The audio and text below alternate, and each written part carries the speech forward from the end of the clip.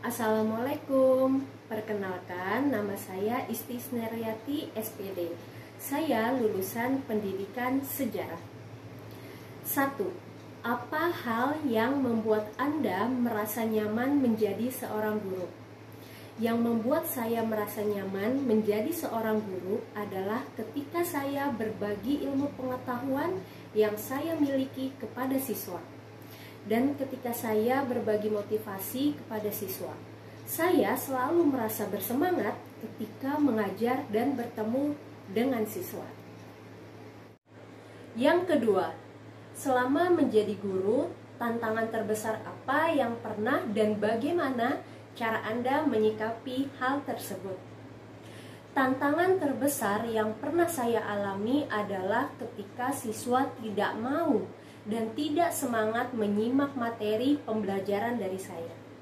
Lalu, cara saya mengatasinya, saya hentikan dulu kegiatan menyampaikan materinya, saya beri motivasi, saya berikan cerita tentang tokoh-tokoh yang menginspirasi.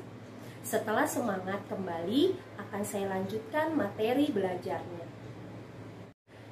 Ketiga, apa yang membuat Anda tertarik ingin menjadi bagian dari tim pengajar Ruang Guru?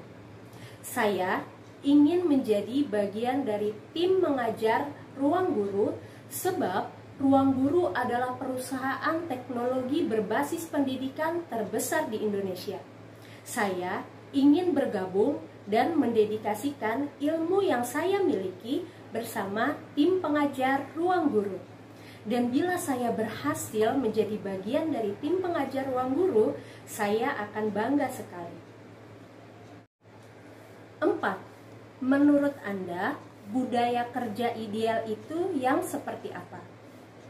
Budaya kerja yang ideal menurut saya adalah bekerja dengan cinta dan bekerja sesuai dengan apa yang kita sukai. Sehingga ketika kita bekerja akan maksimal hasilnya. Kita akan selalu semangat, kita tidak mudah menyerah saat ada tantangan.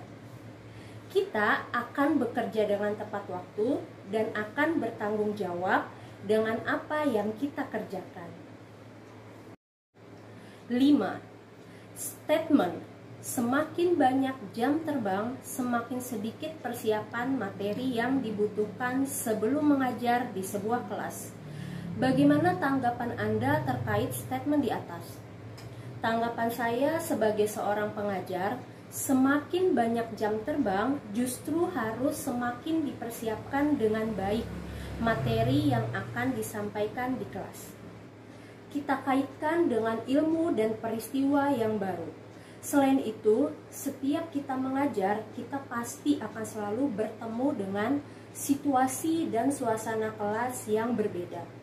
Materi adalah amunisi seorang guru, maka setiap ingin mengajar, kita harus mempersiapkannya dengan baik. 6.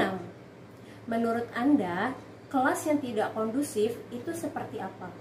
Lalu, bagaimana cara Anda menyikapinya? Menurut saya, kelas yang tidak kondusif adalah kelas yang berisik atau anak-anak kita tidak memperhatikan penjelasan dari gurunya. Cara saya menyikapinya, saya perbaiki dulu cara saya berkomunikasi ke siswa agar saya bisa menjadi guru yang menyenangkan. Lalu kita beri games atau cerita motivasi. Jika situasi kelas sudah kondusif, maka kegiatan belajar kita mulai kembali. 7. Bagaimana cara yang Anda lakukan untuk mempersiapkan materi ajar di kelas online dan kelas offline? Jelaskan secara terpisah.